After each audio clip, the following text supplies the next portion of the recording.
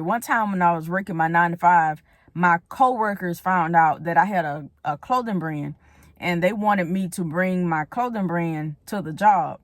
So that morning when I got ready to go to work, I just packed. I didn't know what they wanted, so I just packed everything. I had shorts, I had hoodies, I had the jogger pants, and I think some beanies. And so I just put everything in my car in a box, and I took it to the job.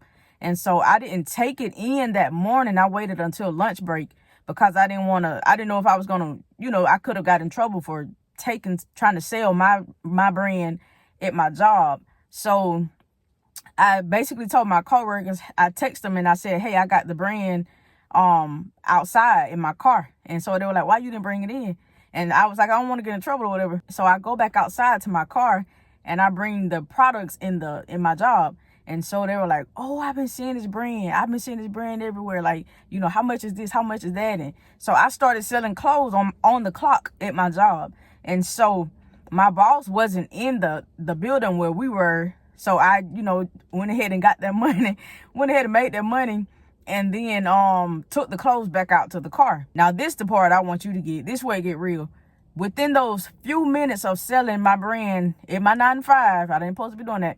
Within those few minutes, I made more within those few minutes than I made that entire day from my job. So my brand paid me more in those few minutes than I made at my job within those 8 hours of being at my job. That's crazy. So at this time last year, I was selling the hoodies for $40. I was selling shorts for $20 because they were on sale because it was winter time. And then I had beanies that I was just selling for $10 at all season. And so by the time I sold 4 hoodies, a pair of shorts, a shirt, and a beanie, I had already made what I would make that entire day at my job. And so guess what? I done made this money. Now I'm ready to go. And so at this point, reality really kicked in. I was like, I came to work, sold my brand, and made more in a few minutes than I'm going to make in a whole day that these people going to pay me. At that point, I was like, you know what? I got to do this full time. I just got to have total faith in myself to know that I can keep doing this. And that was my exit. And so fast forward, my boss found out and she supported the brand. And so once she found out, everybody else at the job found out. And the job hosted, they had an event coming up.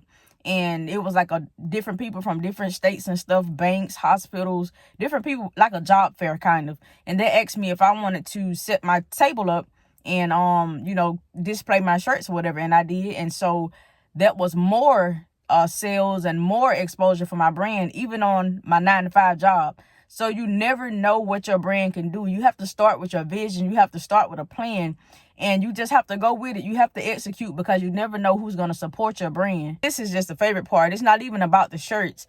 I ended up inspiring so many people at my job. I even inspired this lady who had said she was trying to write a book or had wrote a book and just was never confident to put the book out.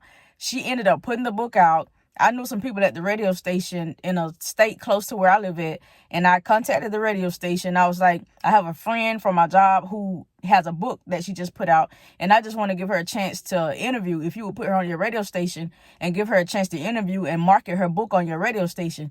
And he said, yes, just send me in her sheet with her information and all of that on there. And I had her send me that. And the rest is just history. I think she just put out another book. She texted me not long ago, but I haven't gotten a chance to text her back yet. But she put out another book, and it gets even better. My boss at that time opened up about her business that she has outside of her 9 to 5.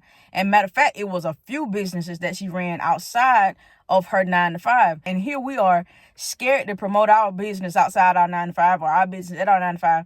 While your supervisor, my supervisor, has a business outside of their 9 to 5.